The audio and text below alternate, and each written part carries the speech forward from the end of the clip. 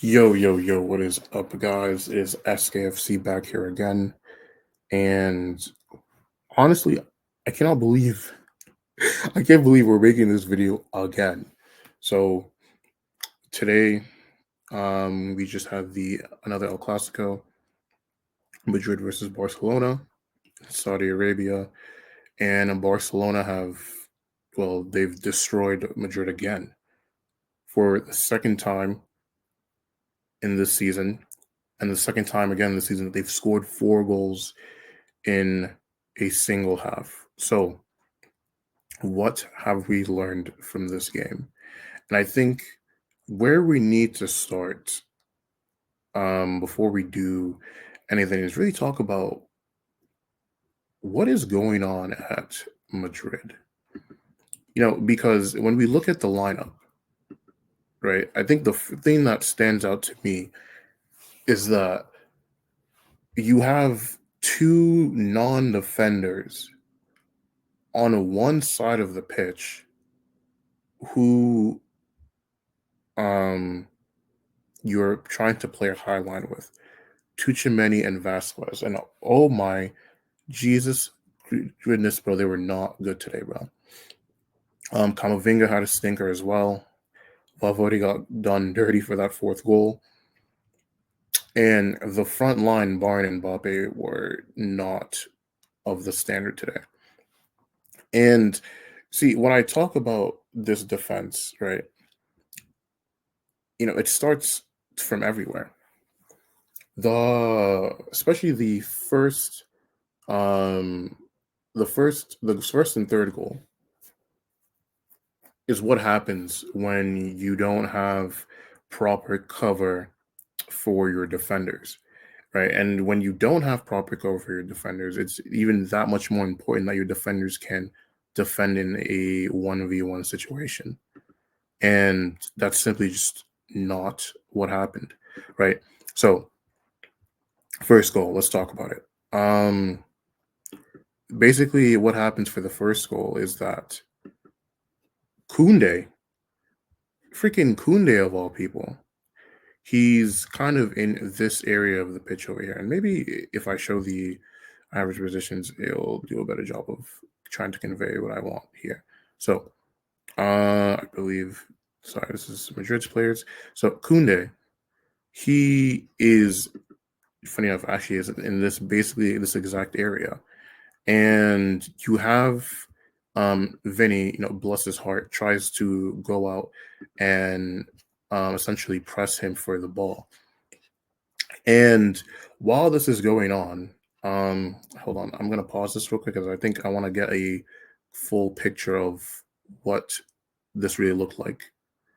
Okay, so when looking at this picture starting out, the thing I want to note here is that if you were to just look at this, Madrid seemed to be, in decent shape, right? So you have Mendy on Yamal, right? You have Tuchemeni over here, Rudiger's with Lewandowski, Vasquez is with Rafinha, right? Valverde is with Pedri, um, Bellingham is with, I believe this is Cansado, and then you have the third man over here, right? So you have a 3v3 in the midfield. You have an extra man back on defense. But again, here Kunde is completely free. And I know Vinny is trying to run but to get to him when he gets to the pass. But when you look at how spread out, Barcelona's defenders are, and you also have to keep in mind that Madrid's front three, especially Mbappe and Vinny, are not one to press that well, right? So even look here, Mbappe, as fast as he is, has absolutely puts no pressure on the center back whatsoever to have to rush this pass. So he plays a decent pass to Kunde, right? So at this point, Kunde sees the midfielder here. Vinny is not going. He already has control of the ball, so Vinny running here isn't going to rush him because again he's an elite player. And Um, Lewandowski, who I want to give credit to, makes it a point to drop deep to pull Rudiger out here. And Tuchemeni, who is not a natural center back, mind you, um, is going to get done extremely dirty, right? So if we keep the tape moving, so again, Lewandowski already recognizes that he may or may not be able to pull Rudiger out, right? He doesn't. It's not like he's psychic, so he can't really plan for that. But that is what eventually happens, right? So he drops deep just to offer himself as an option.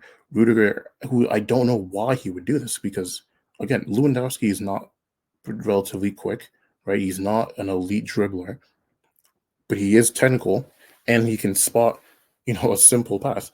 And Yamal sees this, and of course, he runs to the space that Rudiger vacates, right? So Rudiger vacates the space. Yamal runs into the space. And at this point, if you're Tuchemeni, right, all you need to do is just hold, because at this point, Madrid are still in a decent defensive shape, right? As long as he doesn't get done dirty here, Mendy's still going to recover. Vasquez is done a good job of marking Rafinha, and Rudiger and I believe it's probably Valverde are running back to recover, right? So like you have help. This help is coming, and instead, because I also believe this is just due to flat-footedness, Yamal is cutting in, and at this point he messes up because he hasn't already turned to deal with the fact that Yamal's cutting in, so he just isn't going to have the proper agility to probably contest the shot. And at that point, obviously, Yamal scores. So you take a situation that you should have under control.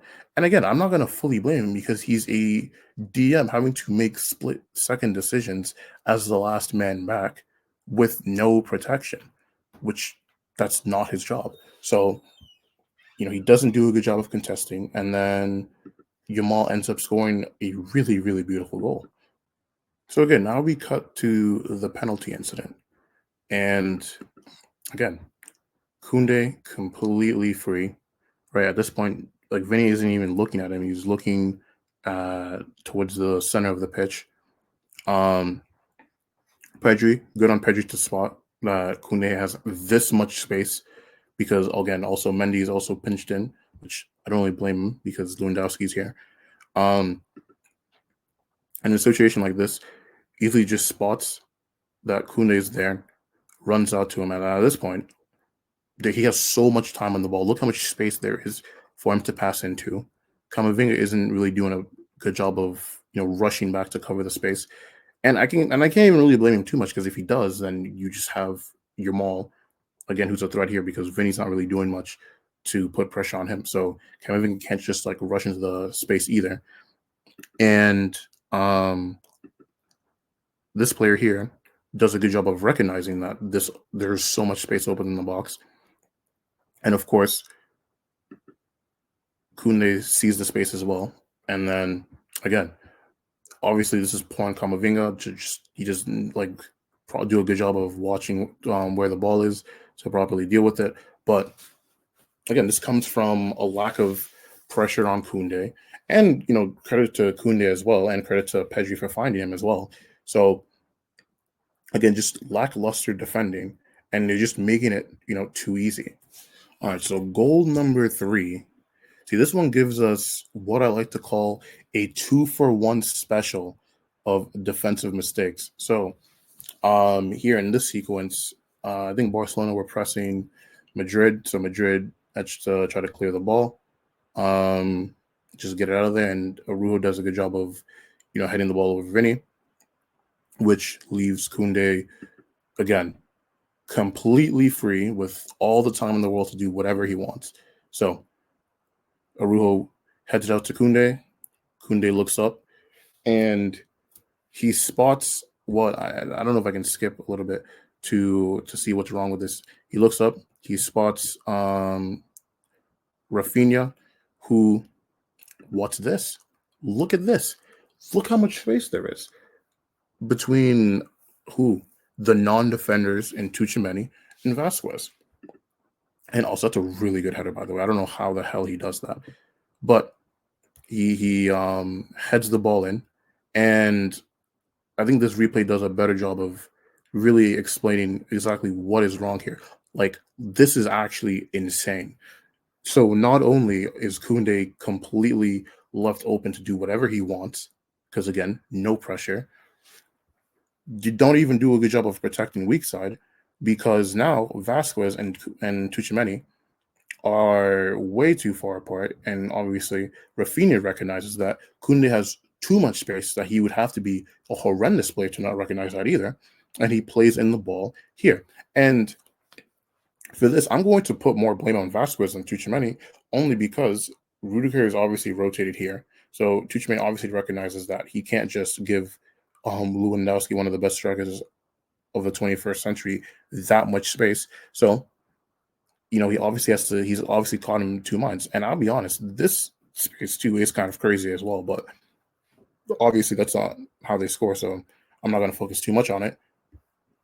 But again, Rafinha completely free, completely marked, and Koundé has way too much time to recognize that. Just again, completely preventable goals. And now they've turned a game that they were up 1-0 into a game that is turning into a bit of a humiliation. And it's completely their fault. Now we're at goal number 4. And again, the 2-for-1 specials just keep coming, bro. This is like Thanksgiving for if you're a Barcelona fan. So this is off of a corner routine. And this is a corner routine at the end of the half. So it's like, this should be a simple whip into the cross, or if you just want to get into the half, 3-1 down, see what you can do. Rodrigo plays a horrendous pass to Valverde. I do not know why, he did that in the first place. Like, I get that he's being pressured, but surely Rudiger would have been the easier option. And Valverde is clearly not ready to receive said pass.